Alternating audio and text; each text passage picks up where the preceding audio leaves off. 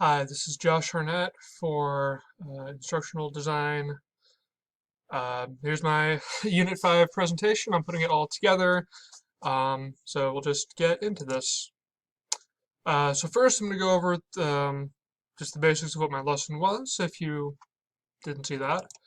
Um, I'm a fourth grade reading teacher, and so my lesson focused a lot on writing specifically, sentence structure, types of sentences, and punctuation. Uh, Now, I should note that the lesson that I did was part of a very large series of units that would build and expand on these concepts. So this first one, we just looked at the very basics of what are the 5 parts of a complete sentence, 2 types of sentence, the declarative statement and the interrogative question. And for punctuation, we were just looking very basically at end marks, periods, question marks, and exclamation points, um, making sure that you use them. And yeah. Grammar, we were going over nouns. What is a noun? Person, place, thing, or idea. And how to shift between singular and plural nouns and what those words mean. We are also doing sort of a learning strategy, note-taking and using reference. One of the things that my team decided early on in the year was that in today's world, a much more valuable skill than memorizing facts is knowing how to find information. And so we wanted to, throughout this year, help them to learn different strategies for how to find information if they don't know the answer.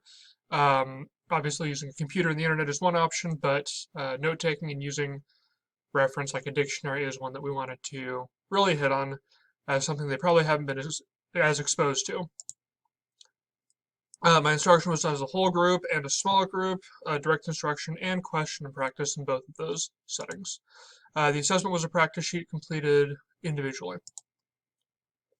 So how do my tasks yield evidence of understanding? The assignments allowed students to demonstrate their understanding of the topics taught in the lesson by writing down these are the parts of a complete sentence. This is what a noun is, showing that they know how to switch between singular and plural.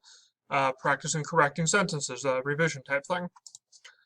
Students were allowed to use any notes they had taken during the lesson on the assessments, which showed them the immediate value of making sure you take notes. Real world application. These topics are difficult to apply in the real world because they seem to only apply to when you're writing. But they will need to craft their own sentences throughout life, building into paragraphs, multiple pages. So the topics covered in this lesson will help them to do that.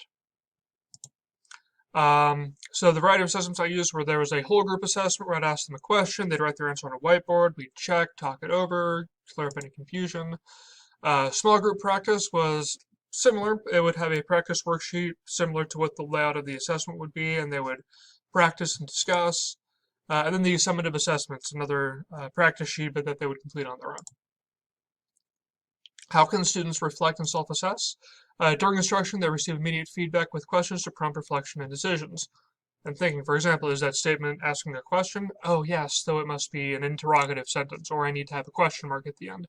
Or what, the word cats, does that refer to one or more than one? Helping them figure out singular versus plural. The summative assessment is not as strong in this area. They do it, they turn it in, and that's sort of it. So the big change that I would make is that allow corrections on the summative assessments. It would allow them additional opportunity for self-reflection and improvement.